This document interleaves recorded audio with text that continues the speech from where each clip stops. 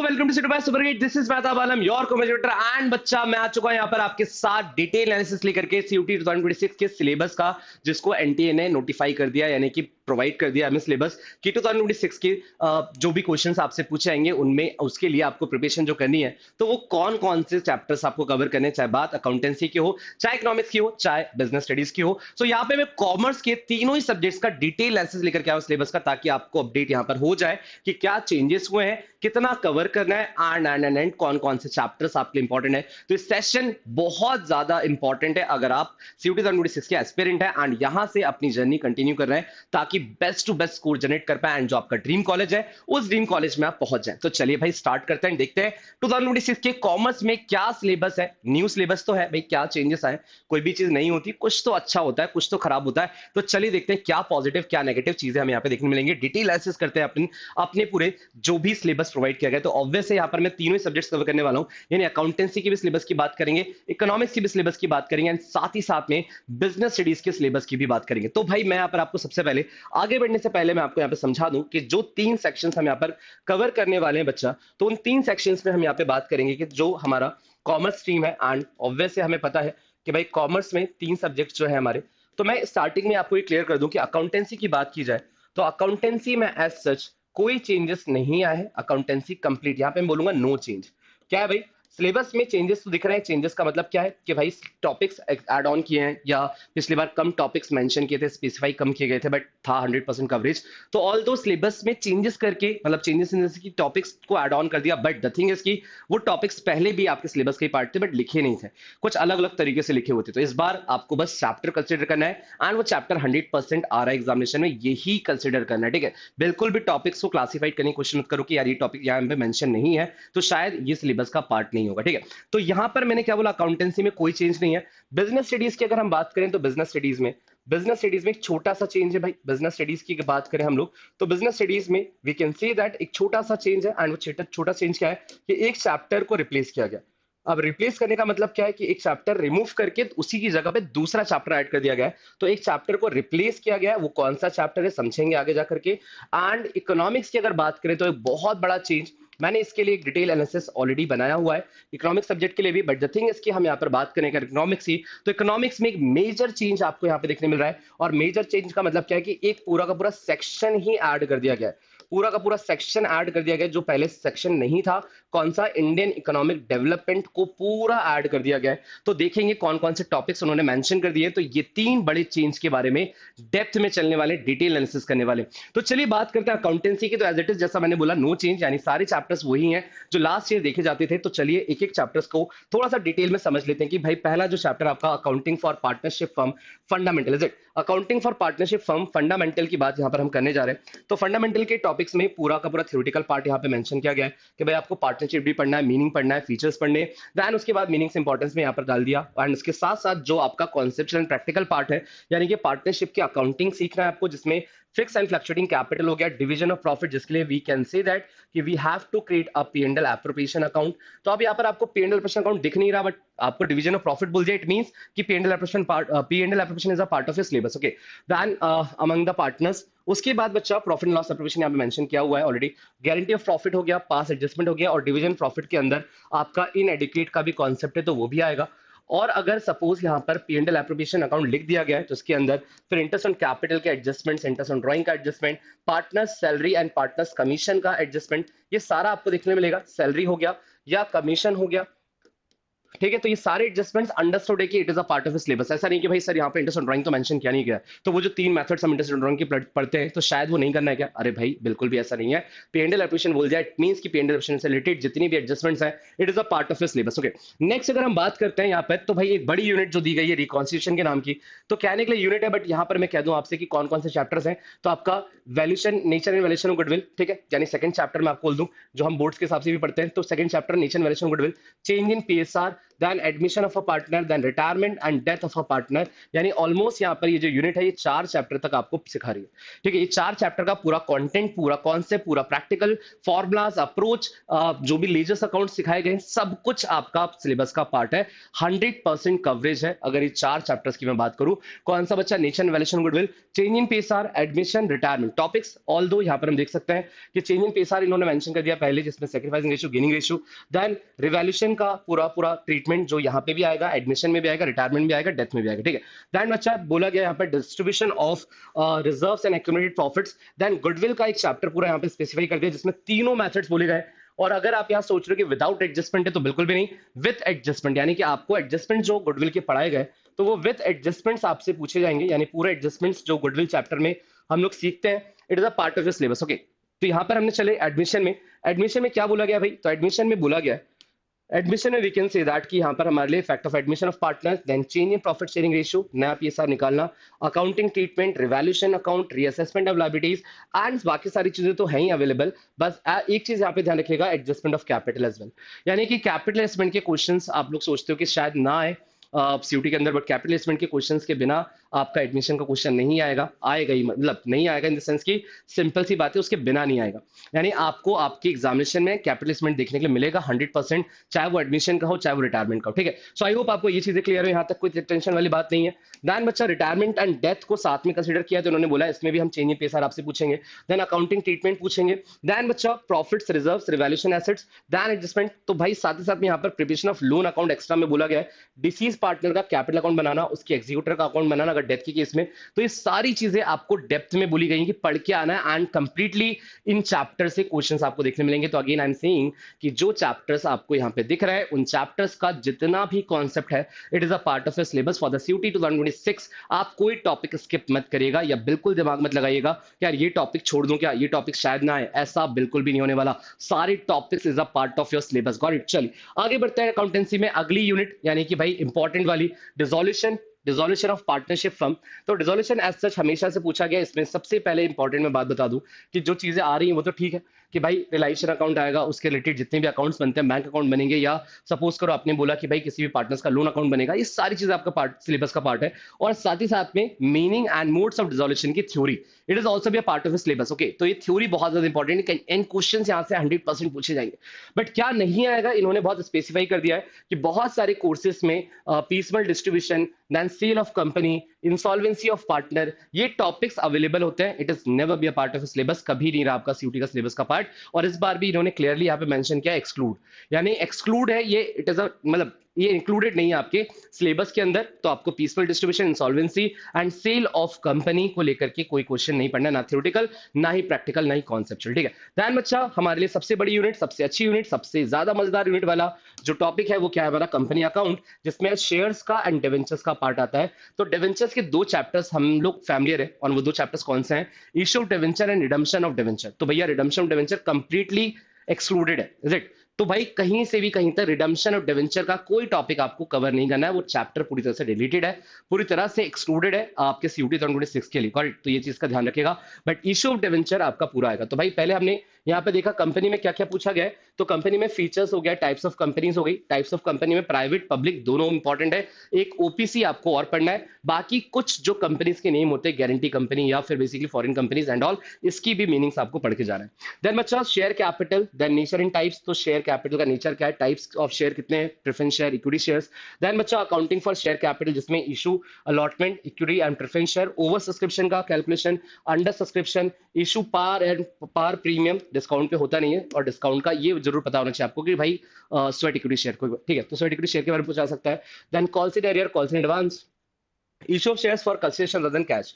ये भी एक इंपॉर्टेंट टॉपिक है जिसमें बोला जा रहा है issue of shares other than like consideration other than cash, यानी जो आप मशीन खरीदते हो, किसी कंपनी को बाय करते हो, उससे रिलेटेड भी टॉपिक्स आपको यहाँ पे देखने को मिलेंगे, है ना? देन यहाँ पर बच्चा treatment of forfeiture shares and reissue forfeiture shares. तो ये सारे टॉपिक्स बच्चा आपके आएंगे। एक चीज जो मैं बहुत इंपॉर्टेंट यहाँ पे मार्क करूंगा, presentation of share capital debenture in balance sheet.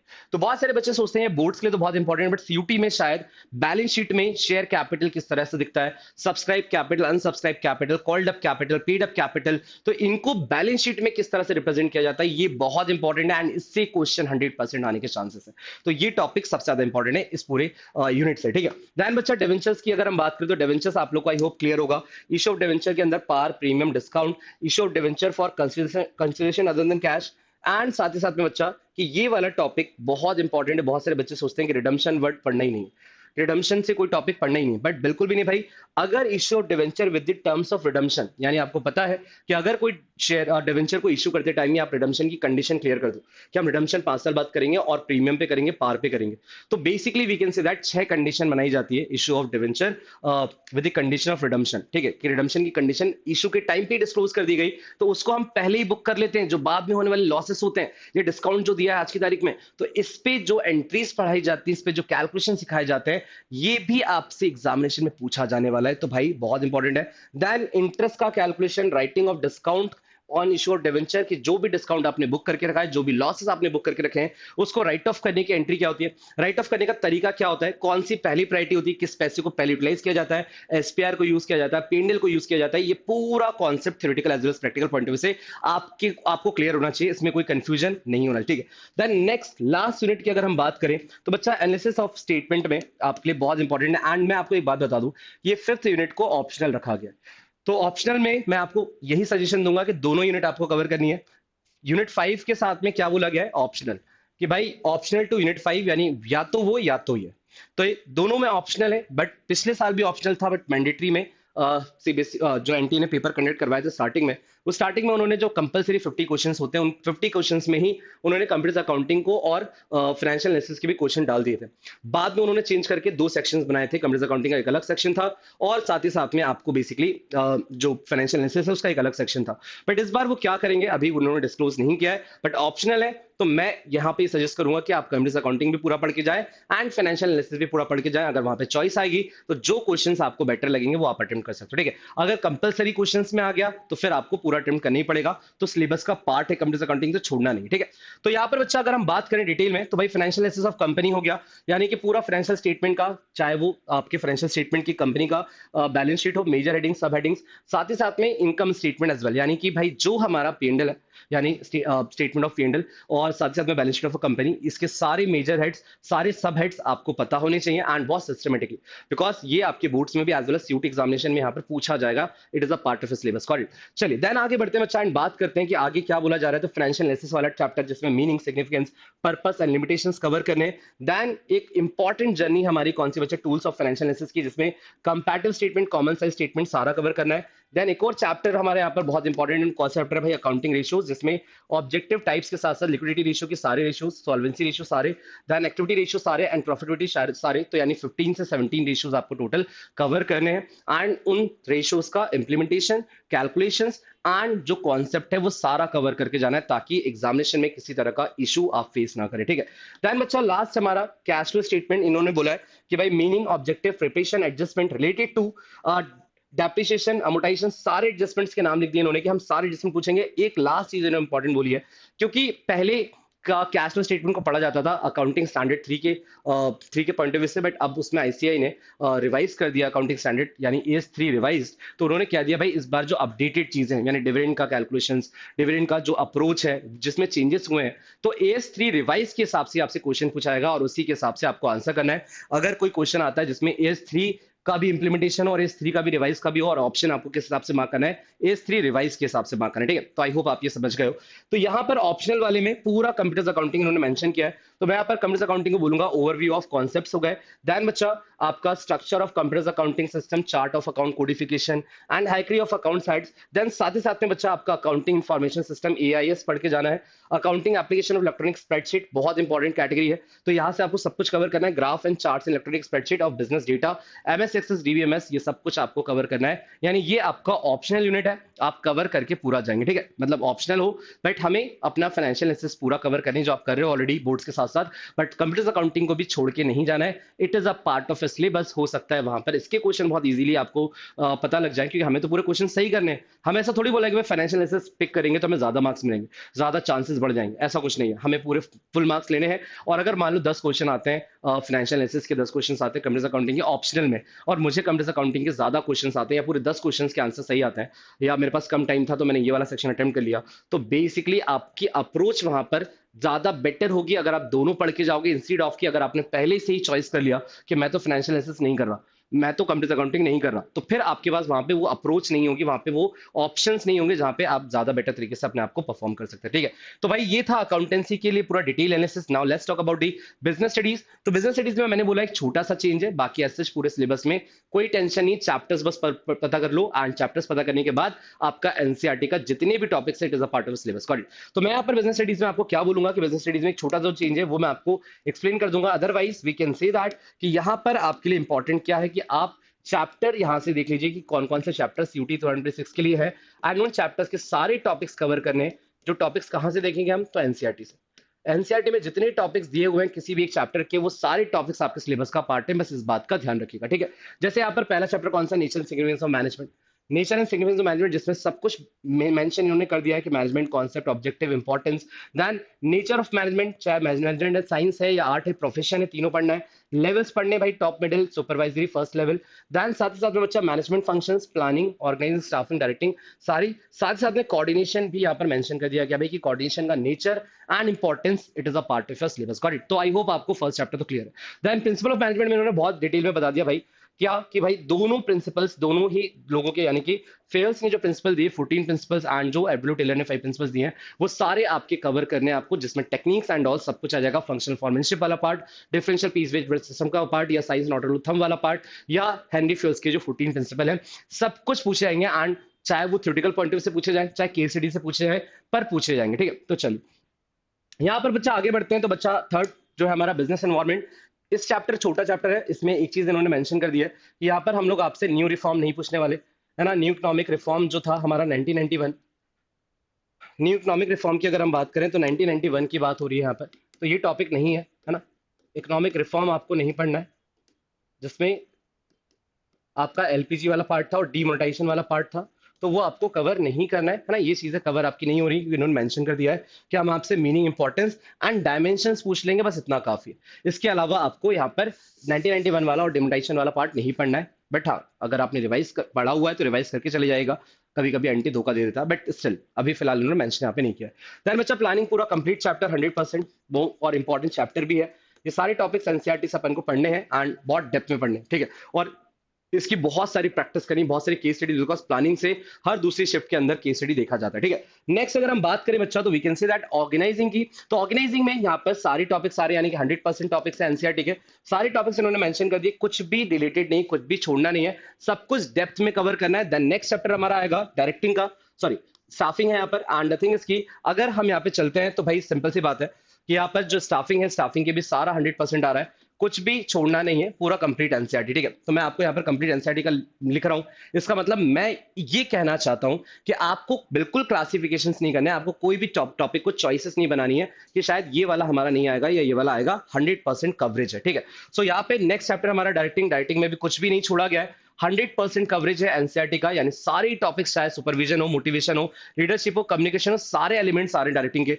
तो बहुत सारे बच्चे सोचते हैं सुपरविजन को छोड़ देते हैं, सुपरविजन तो बोर्ड्स में नहीं आता भाई, बोर्ड्स में नहीं आता होगा, बोर्ड्स की बात नहीं कर रहे हैं, सीयूटी की बात करें 100% आएगा, ठीक है। तो यहाँ पर चीजें क्लियर रखिएगा। नेक्स्ट अगर हम बात करें कंट्रोलिंग की, तो relation between planning and controlling, steps in process of control and meaning and importance, तो ये सारी चीजें डेफिनेटली, यानी कि इसमें इससे ज्यादा है भी नहीं कुछ, ठीक है। फीचर्स वगैरह यहाँ पे लिखा नहीं है, but feature is a part of the syllabus, ये ध्यान रखिएगा। इसमें चॉइसेस मत रखिएगा कि भाई फीचर्स तो नहीं लिखा था सर, छोड़ दें क्या, मीनिंग और इंपॉर्टेंस ही लिखा है, बट ऐसा नहीं है फीचर। इसलिए मैं यहाँ पर कंफ्यूजन ना क्रिएट हो, मैं आपको क्या बोल रहा हूँ कि अगर इस चैप्टर से रिलेटेड 5 टॉपिक दिए एनसीईआरटी में, वो पांचों आपके सिलेबस का पार्ट है, चाहे वो उसमें से 2 टॉपिक यहाँ ना भी दिख रहे हो, तो ये चीज क्लियर रखिएगा, ठीक है। सो नेक्स्ट हम चलेंगे फाइनेंशियल मार्केट, यहाँ पर डाल दिया गया बच्चा, एक फाइनेंशियल मैनेजमेंट चैप्टर है, तो बच्चा एक फाइनेंशियल मैनेजमेंट चैप्टर यहाँ पर मेंशन है ना। तो ये ध्यान रखिएगा, जो आपकी नेक्स्ट यूनिट है, यानी कि 9th की बात हम कर लें, 9th चैप्टर बिजनेस फाइनेंस के नाम से आपको दिया है, और वो बिजनेस फाइनेंस यानी कि फाइनेंशियल मैनेजमेंट। कौन सा दिया भाई?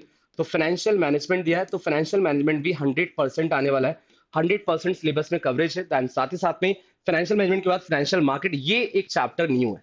ये चैप्टर हमारे लिए क्या है भैया? न्यू है, यानी कि ये सिलेबस में नहीं हुआ करता था। तो ऑब्वियस है एंटरप्रेन्योरशिप डेवलपमेंट चैप्टर को रिमूव करके इस चैप्टर को ऐड कर दिया गया। जो पहले एंटरप्रेन्योरशिप डेवलपमेंट चैप्टर हुआ करता था 12th चैप्टर, उसको रिमूव करके फाइनेंशियल मार्केट को वापस लेके आ गए वो लोग। तो फाइनेंशियल मार्केट आपके बोर्ड्स के लिए भी होता है, तो यहाँ पे सारे इंस्ट्रूमेंट्स बोले गए, मनी मार्केट के भी, कैपिटल मार्केट के भी, stock exchange function, then trading procedure, then बच्चा depository services and demat account. तो ये सारे टॉपिक्स डाल दिए इन्होंने, कोई टॉपिक्स नहीं छोड़ा है। तो यानी चैप्टर अच्छा खासा लेंदी चैप्टर है भाई, अगर आप इसको डेप्थ में पढ़ते हो तो अच्छा खासा लेंदी चैप्टर, एंड इसके लिए बहुत टाइम दे दे के पढ़ना होता है और बहुत डेप्थ से क्वेश्चंस आ जाते हैं, मतलब क्वेश्चन बनाने के एरियाज बहुत ज्यादा है। तो जब ज्यादा एरिया होते हैं तो वो चैप्टर को पढ़ना भी उसी लेवल पे होता है, ठीक है। तो ये बात का ध्यान रखिएगा, ये चैप्टर बहुत इंपॉर्टेंट है। नेक्स्ट अगर हम बात करें मार्केटिंग मैनेजमेंट, सबसे बड़ा चैप्टर बिजनेस स्टडीज का 100% कवर हो रहा है, कोई भी चीज इन्होंने नहीं छोड़ी है, सारी टॉपिक्स यहाँ पे दिए हुए हैं आपको। तो आई होप आप ये समझ गए कि ये सारे चैप्टर्स को एनी हाउ भी कवर करना है, और सबसे ज्यादा वेटेज वाला चैप्टर भी मार्केटिंग मैनेजमेंट है।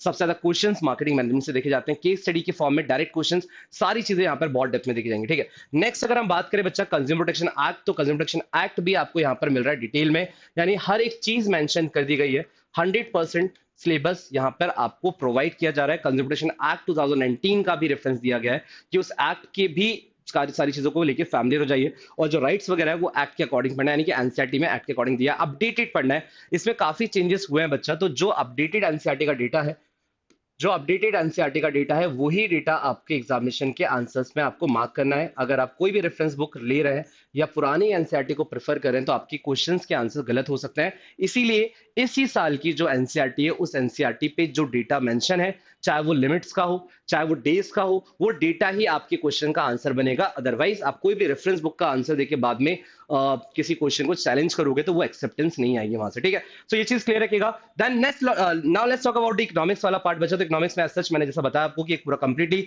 सेक्शन आ गया है, उसके अलावा पूरा माइक्रो यहाँ पर देखने को मिल रहा है आपको, जैसे कि यहाँ पर कंज्यूमर इक्विलिब्रियम का चैप्टर है, देन साथ ही साथ में बच्चा डिमांड का चैप्टर है। तो ये पूरा 100% आपका एनसीईआरटी का कवर हो रहा है, यानी कि सारी चीजें यानी कवर की है। इंट्रोडक्शन टू माइक्रोइकोनॉमिक्स भी एज वेल यहाँ पर आपको प्रोवाइड किया, ठीक है।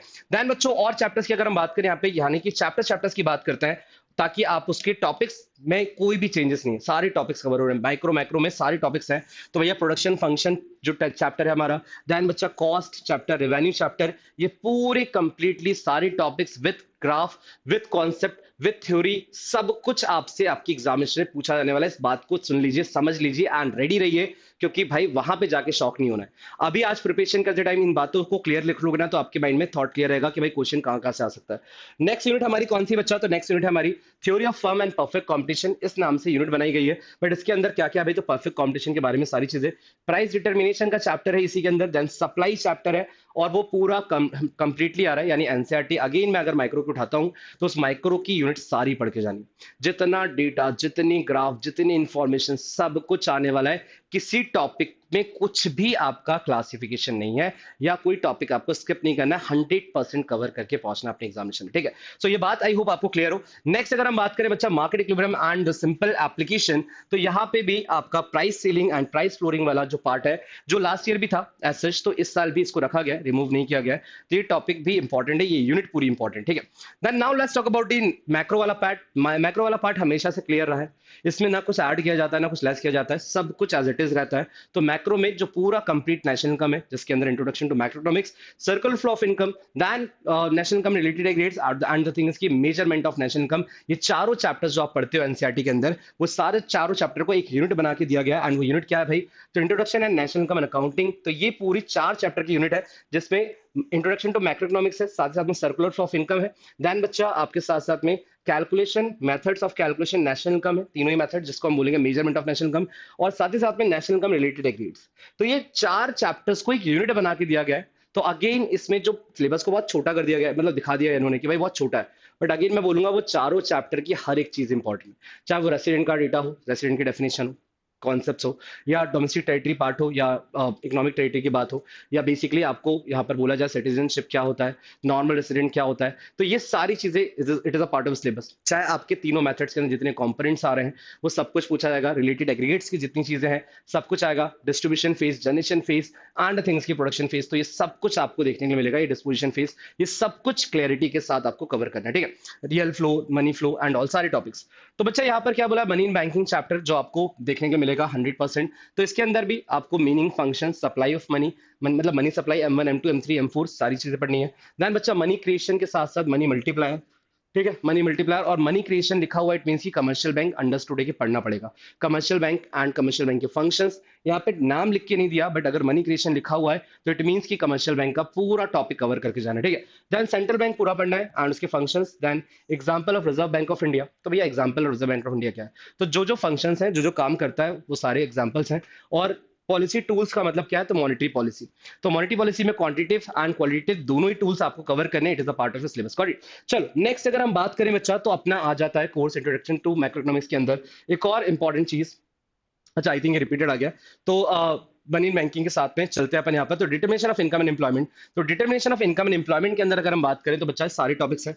यहाँ पर एग्रीगेट सप्लाई आपको देखने के लिए नहीं मिल रहा है generally, determination of income and two sector, but मैं आपको यहाँ पे कंसीडर करवाऊंगा कि भाई aggregate supply will also be a part of syllabus. Aggregate supply के कंपोनेंट्स भी आएंगे, एग्रीगेट सप्लाई का ग्राफ भी आएगा, एमपीसी, एमपीएस, ईपीसी, एपीएस सब कुछ कवर करना है, ठीक है। यहाँ पे मेंशन नहीं किया उन्होंने, बट मैं बिल्कुल बोलूंगा कि रिस्क मत लीजिएगा, आप एपीसी पढ़ रहे हो तो एपीएस पढ़ ही लो, क्योंकि एपीसी की कॉन्सेप्ट नहीं एपीएस है। अगर भाई कोई भी चीज आप कंजम्पशन की बात कर रहे हो तो कंजम्पशन की वजह से सेविंग का कॉन्सेप्ट ऑटोमेटिकली आ जाता है। अगर आप एग्रीगेट डिमांड की बात कर रहे हो तो एग्रीगेट सप्लाई का कॉन्सेप्ट ऑटोमेटिकली आ जाता है। तो ये कंप्लीट चैप्टर 100% ही मानेंगे। इसमें एग्रीगेट सप्लाई का नाम मेंशन करने का मतलब ये नहीं है कि ये नहीं आएगा, ठीक है। सो ये चीज ध्यान रखिएगा, सारे टॉपिक्स दिए हुए हैं, चाहे वो गवर्नमेंट स्पेंडिंग हो, टैक्सेस हो, सारे टूल्स आपको कंट्रोल करने के मेंशन किए गए, ठीक है। देन बच्चा गवर्नमेंट बजट ऑब्वियस है, सारी चीजें दी गई हैं। तो गवर्नमेंट बजट में भी balance, surplus, deficit budget and इससे पहले इसके लिए जो आपको revenue set, capital set, revenue expenditure, capital expenditure, fiscal deficit and all, ये सारे टॉपिक्स आपके गवर्नमेंट बजट में भी कवर हो रहे हैं। यानी नो चेंज, मैं बार बार बोल रहा हूँ, मैक्रो में नो चेंज, कोई भी चेंजेस नहीं है, पूरा क्लियर करना है और पूरा मैक्रो इकोनॉमिक्स का एनसीईआरटी उठा लो और उसके अंदर जितनी भी चीजें सब पढ़ के जाना है। मतलब कोई भी क्लासिफिकेशन नहीं, कोई भी सिलेबस देखते हैं हम लोग सिर्फ चैप्टर्स के लिए कि कोई चैप्टर रिमूव तो नहीं किया गया, कोई चैप्टर लीड तो नहीं किया गया, बट टॉपिक्स के लिए मैं हमेशा बोलूंगा एनसीईआरटी प्रेफर करो और एनसीईआरटी के सारे टॉपिक्स कवर करके जाओ अपने एग्जामिनेशन में, ठीक है। तो चलिए आगे बात करते हैं, और कौन सी यूनिट है भाई, तो अपनी ओपन इकोनॉमी मैक्रो इकोनॉमिक्स, यानी कि भाई ओपन इकोनॉमी के अंदर बैलेंस ऑफ पेमेंट, यानी फॉरेन सेक्टर के साथ जो भी ट्रांजेक्शन किए जाते हैं, चाहे बैलेंस ऑफ पेमेंट हो, फॉरेन एक्सचेंज रेट का मतलब हो, उसमें तीनों methods, fix rate, flexible and manage floating जो है, उसके merit, demerits and exchange rate regimes.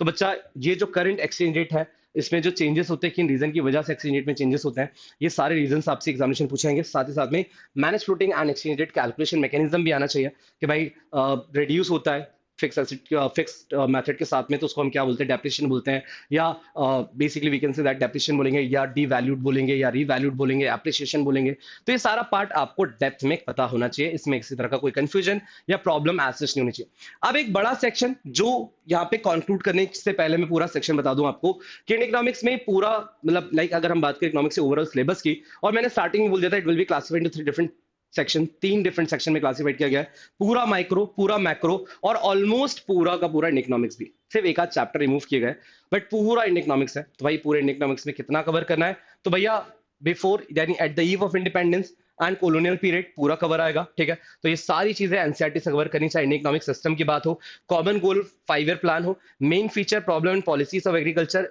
Then उसके बाद agriculture strategy, IPR 1955-56, SSI role and importance and foreign trade. So ये पूरा कॉलोनियल पीरियड से लेकर के at the eve of independence and independence के बाद जो जो पॉलिसी इंप्लीमेंट की गई, वो सारी पॉलिसी आपको यहाँ पे देखी जाएगी।